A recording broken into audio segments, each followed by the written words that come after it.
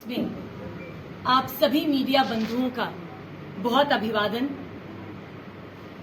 जम्मू कश्मीर के मुख्य सचिव उन्होंने 4 सितंबर से 10 सितंबर को भ्रष्टाचार मुक्त जम्मू कश्मीर सप्ताह घोषित किया है। उन्होंने ये भी कहा है कि all the ongoing projects in public domain would be put under scrutiny. तो क्यों ना इसकी शुरुआत जो है जल जीवन मिशन से शुरू की जाए।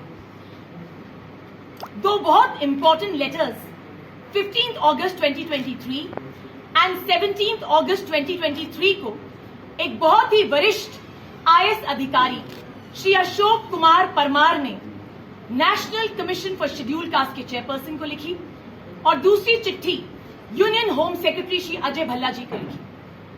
इन दोनों चिट्ठियों में बहुत ही गंभीर आरोप लेफ्टिनेंट गवर्नर साहब के अगेंस्ट लगाए गए हैं और डॉक्टर अरुण मेहता जी के अगेंस्ट लगाए गए हैं। ये दोनों चिट्ठियां पब्लिक डोमेन में हैं और आपके साथ शेयर की जाएंगी।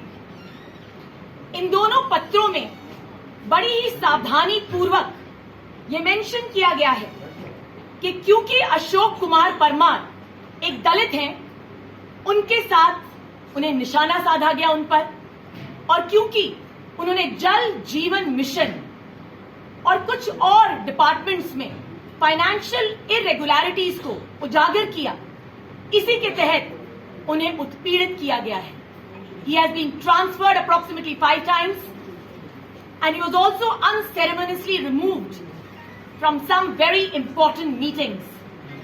क्योंकि ये दोनों चिट्ठियां पब्लिक डोमेन में है, इसीलिए इन चिट्ठियों में दिए गए कुछ तथ्य जो है मैं आपके समक्ष रखना चाहूंगी। पहला तथ्य, doctor Arun Mehta chief secretary, Shri Rajiv Rai Bhatnagar, mister Shaleen Kabra, Shri Basharat Jilani, Shri Manish Bhatt, Shri Himesh Manchanda, इन सभी ने एक्ट्स ऑफ ओमिशन, कमीशन और बहुत ही ज्यादा फाइनेंशियल इरेगुलरिटीज जल जीवन मिशन में की है। 20 जुलाई 2022 को एक लेटर परमार साहब ने लिखी और बहुत ही स्पेसिफिकली कहा कि जेजीएम में स्वॉट एनालिसिस नहीं किया गया है, मतलब strength, weakness, opportunities and threat analysis नहीं हुआ है। 2 अगस्त 2022 को एक मीटिंग के तहत उन्होंने कहा कि जेजीएम बहुत ही स्लो तरीके से काम कर रहा है और बहुत ही सारे प्रोक्योरमेंट जो लैक्यूनेज हैं ये इस मिशन में है। इसके बावजूद भी कोई संज्ञान नहीं लिया गया। दूसरा तथ्य, जल जीवन मिशन जो था 15 अगस्त 2019 को स्टार्ट किया गया और इसको नेशनल लेवल पे 2024 में खत्म होना था, मगर जम्मू कश्मीर में इसकी डेडलाइन 2022 रखी गई, विदाउट कंसिडरिंग द फैक्ट कि बहुत सारे बॉटलनेक्स भी जो हैं इस मिशन में आने थे, जैसे क्लाइमेट कंडीशंस हो गए, हमारे कितने सारे कर्मी हैं जल शक्ति डिपार्टमेंट के, उनके पास पुअर वर्किंग कंडीशंस हैं, इन सभी को मद्देनजर नहीं रखा गया। तकरीबन 14,000 करोड़ का ये प्रोजेक्ट है। अगस्त 2023 तक सिर्फ 800 करोड़ जो है स्पेंड किया गया, 700 करोड़ की सिर्फ पाइप्स खरीदी गई। और अगर मैं आपको आंकड़ा बताऊं तो till August 2023 the progress is only 22.78% and this is a matter of grave concern. तीसरा तथ्य, chief secretary doctor Arun Mehta ji के अगेंस्ट डॉक्टर परमार ने एक बहुत ही महत्वपूर्ण एलिगेशन लगाया है कि 3000 करोड़ की जो पाइप्स हैं वो खरीदने की क्रिमिनल कॉन्स्पिरेसी की जा रही है।